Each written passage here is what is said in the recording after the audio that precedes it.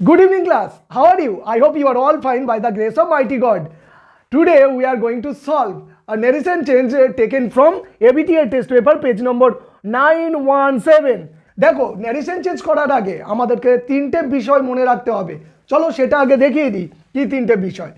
প্রথমে যে পার্টটা পাচ্ছি অর্থাৎ সাবজেক্ট পার্ট, একে আমরা কি বলি? রিপোর্টার বলি। কি বলবো? REPORTER, reporter. একে স্পিকারও বলা হয়। তারপরে যে সেট টু ভার্বটা পাবে এটাকে বলা হয় reporting verb, REPORTING, reporting VERB। কেন বলছি একটু পরে তোমাদের কারণ সব বলবো। তারপরে দেখো যেটা ইনভাইটেডের মধ্যে থাকে এই পার্টটাকে আমরা বলি reported speech, REPORTED, reported SPEECH, reported speech. এখন তোমাদেরকে যেটা খেয়াল রাখতে হবে সেটা হচ্ছে এই দুটো জায়গা, সেট টুর জায়গা আর হচ্ছে রিপোর্টেড স্পিচের জায়গা। কেন বলছি? দেখো সেট টু এইটা কোন টেন্সে আছে সেই অনুযায়ী আমাদেরকে টেন্সগত পরিবর্তন করতে হবে না সেটা একটা বিষয় থাকবে। আবার এইটা কোন টেন্সে আছে সেটা দেখতে হবে, আর কোন ধরনের সেন্টেন্সে আছে সেটাও আমাদেরকে খেয়াল করতে হবে। দেখো the old man said to me, বৃদ্ধ মানুষটা আমাকে বলেছিল, why did you play ball yesterday, কেন তুমি গতকালকে বল খেলছিলে। এটা তোমাকে কোয়েশ্চেন করেছে, তাই না? তাহলে আমরা ইন্টারোগেটিভ সেন্টেন্সের যে নিয়ম আছে ন্যারেশন চেঞ্জের সেই নিয়মটা অ্যাপ্লাই করব। চলো কি কি নিয়ম আছে দেখা যাক। আমাদের কিন্তু এই সেন্টেন্স অনুযায়ী এই জায়গায় অর্থাৎ সেট টুর জায়গায় কি করতে হবে? হয় আস্ক, না হলে ওয়ান্টেড টু নো, না হলে এনকোয়ার্ড, এই সমস্তগুলো বসাতে হবে। তো দেখো এখানে জিজ্ঞাসা করেছে, তাই না? আমি এই সেট টুর জায়গায় আস্ক বসাবো। তাহলে কি লিখবো?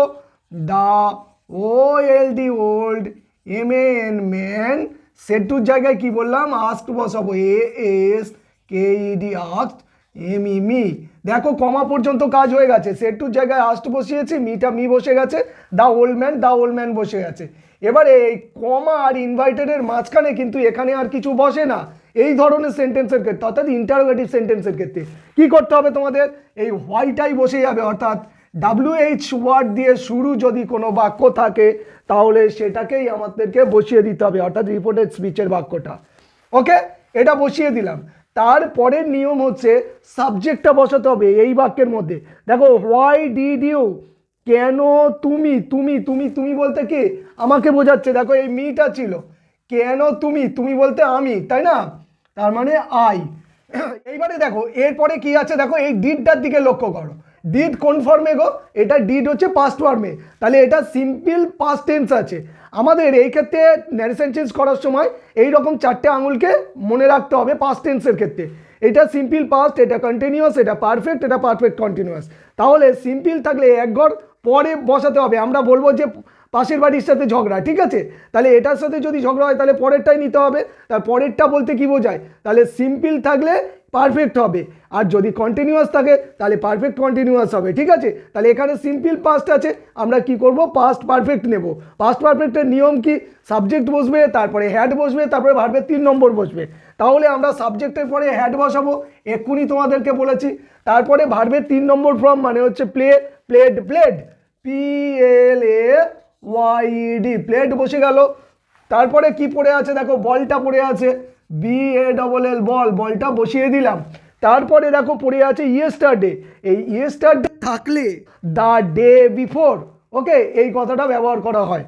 The day, DAY, day, BEFORE, before. তাহলে দ্য ডে বিফোর বসিয়ে দিলাম। এইবারে দেখো এখানে কোয়েশ্চেন মার্ক আছে। কোয়েশ্চেন মার্ক থাকলে যদি এই ধরনের সেন্টেন্সে, জানো তোমরা যে এটা ইন্টারোগেটিভ সেন্টেন্স, শেষে কোয়েশ্চেন মার্ক আছে, কিন্তু ন্যারেশন চেঞ্জে যখন ইনডাইরেক্ট স্পিচটা আমরা করছি তখন কিন্তু আর ওই কোয়েশ্চেন মার্কটা থাকবে না। তোমরা ঠিক ধরেছো। এবারে কি করব? ফুল স্টপ বসাবো। এবারে তুমি জিজ্ঞাসা করতে পারো, স্যার কেন ফুল স্টপ বসলো? লক্ষ্য করো তোমরা, সাবজেক্টের পরে কিন্তু সাহায্যকারী ভার্বটা বসেছে। সাবজেক্টের যদি আগে বসতো তাহলে প্রশ্ন থাকতো, যেহেতু সাবজেক্টের পরে বসেছে তাই জন্য ফুল স্টপ হয়ে গেছে। ওকে।